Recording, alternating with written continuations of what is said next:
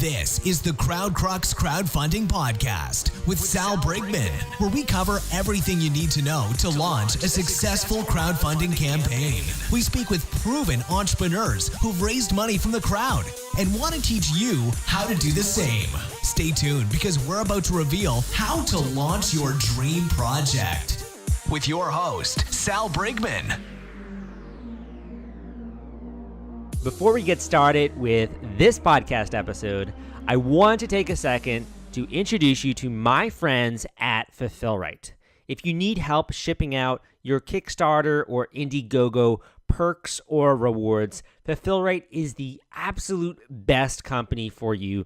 I've been working with them for a while and I can vouch for their services. They make it dead simple and take all of the headache out of shipping out all of those boxes, all of those orders to your backers and your customers. If you want to check them out, go to fulfillrite.com at FULFILLRITE.com. What up, crowdfunders? Salvador Briggman here. Thank you for tuning in to this episode of the Crowdfunding Demystified podcast. My name is Sal, and on this show, we talk about how to raise money successfully with crowdfunding. So I go into how to raise money in terms of getting traffic, getting funding, really surpassing your goal on Kickstarter or Indiegogo, and how to sort of prep your crowd to be able to not only pledge when you launch, but also spread the word. So a lot of my episodes, I bring on guests who have successfully raised money on Kickstarter, and they share with you exactly what they did to make their campaign a success. And this episode is no different. I brought on an entrepreneur who has raised over $200,000 on Kickstarter, $287,000 to be exact. And in this episode, he shares what he did, what worked well for him on Kickstarter, how he came up with his product idea, all of that kind of stuff you're going to find on today's episode. But at the same time, I want to take a second because I want to apologize.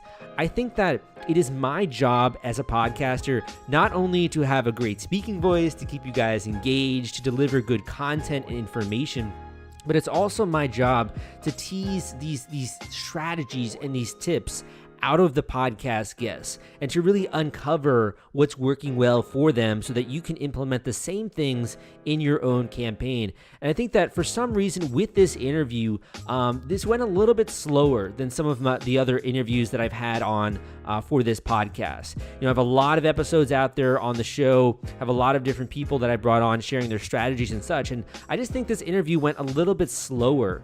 And it's partially because a lot of new podcast guests have never been on a podcast before, or they've never done media interviews, or there's always a little bit of fear when it comes to that language barrier, maybe even being able to speak fluent English, or never having to talk for 40 minutes or 30 minutes at a time the way we do on the podcast.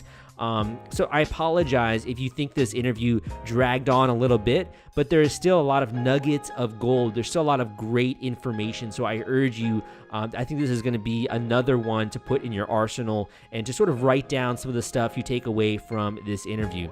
The other thing I want to mention before we get into today's podcast episode is that if you do want to gain access to some of the tricks and the tips that I recommend implementing before you launch a Kickstarter or an Indiegogo campaign, you can go to this link. And once you access it, once you discover some of these things that not only I recommend, but also some of the people that I've interviewed, the super successful crowdfunding campaigns that have raised bunches of money on Kickstarter, they tell you to do these exact things. And if you do this, if you're aware of what it's like when you actually go on Kickstarter, you invest in the pre-launch and the preparation for a good campaign, you're just going to do so much better. You're going to do so much better than many of the other projects that just kind of like launch and then they're like, okay, what do we do now? Really I think the winning combination for a great crowdfunding campaign is number one, having a great product. Number two, putting a ton of emphasis on the preparation of the campaign. And number three, having a solid marketing strategy. So if you want to check out the guide that goes into a lot of these different things, you can go to crowdcrux.com/ebook. That is crowdcrux.com/ebook, and you can access it there. Without further ado, let's get into today's podcast episode. Artur, welcome to the podcast. It's great to have you on. I'm excited to talk about your Kickstarter campaign on Indiegogo, what you've been doing, this product, and just learning a little bit about your backstory here. Where in the world are you located? Hello, Salvador. Thanks a lot for reaching me. It's like great to talk to you. I was listening a lot of your podcast, and you're like making a really great job. I think you shared more information than anybody else. Oh, thanks, man. Yeah. Where are you located? I'm in Moscow, Russia. Cool. That's so funny though, because like I have people that come and listen to the podcast from all over. It's very easy to just forget that crowdfunding is available in all these different places of the world. It's Yes. yeah, I was checking out. I was googling your Vasco, and it seems like you did a post also on KickstarterForum.org for like your pre-launch page. So it's so cool to me that like you can come across this information, we can get connected. It's kind of surreal in that way. Yeah. By the way, we were discussing with you once already by email when I was making my previous project. It's Leveraxe, the Smart Axe.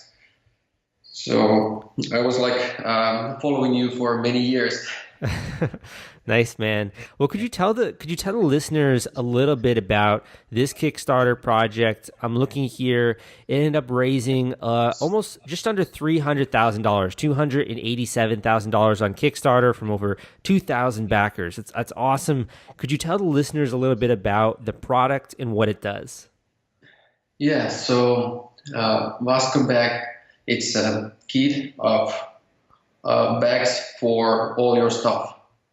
Like it's a kit for smart packing, because usually in luggage you have everything, all different kind of stuff. It's a big mess. So Vasco bags, they are organizing space in your luggage.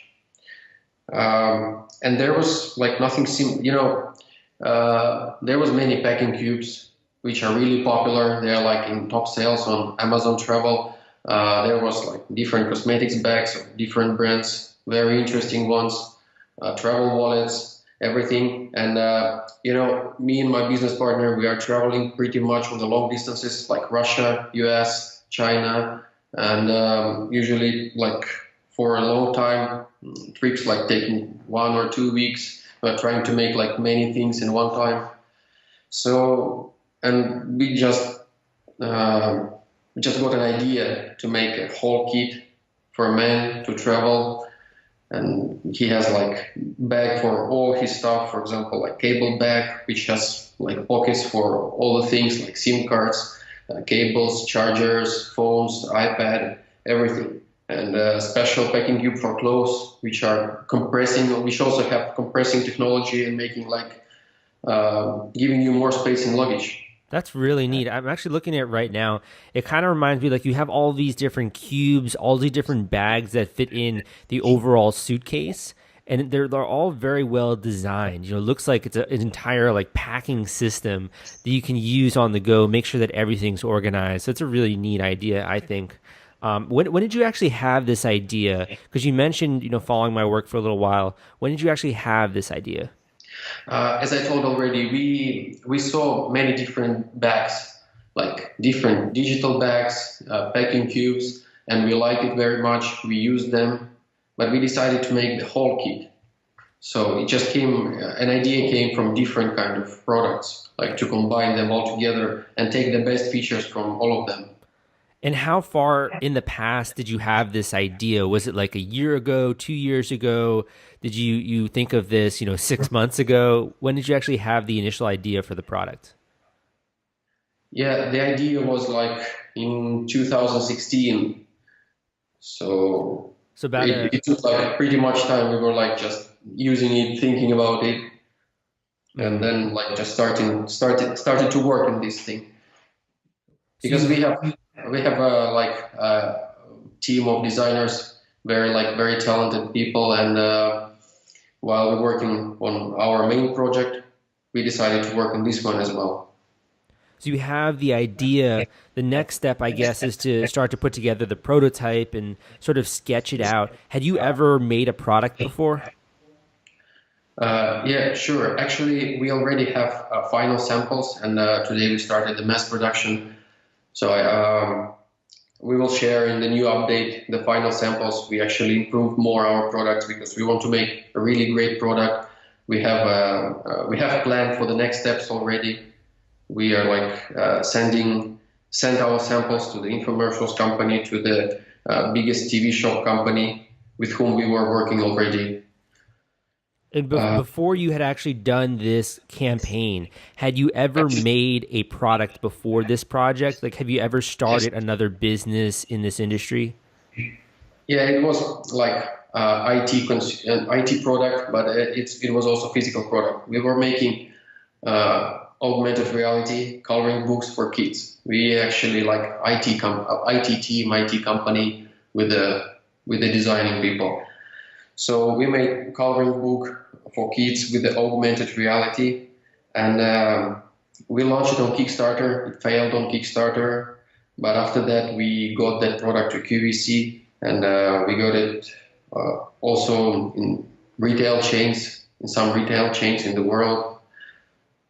And why is it that you think that this other campaign, Arnimate, I believe it's called? Yes. Why is it that this one you think didn't work out, but it did work out with QVC? So actually, we didn't continue work much with that product. I cannot get into the details, but as you see, we don't work with that project now. So it was 2016, and people were not ready for augmented reality products. They were not even one like really successful augmented reality project on Kickstarter. Like the maximum sum was about $100,000, and augmented reality product for kids, it was very difficult, and people are not ready for that yet. But we have new product actually in augmented virtual reality, and we are planning to present it next year. We believe at that moment people will already it will be more like a mass product.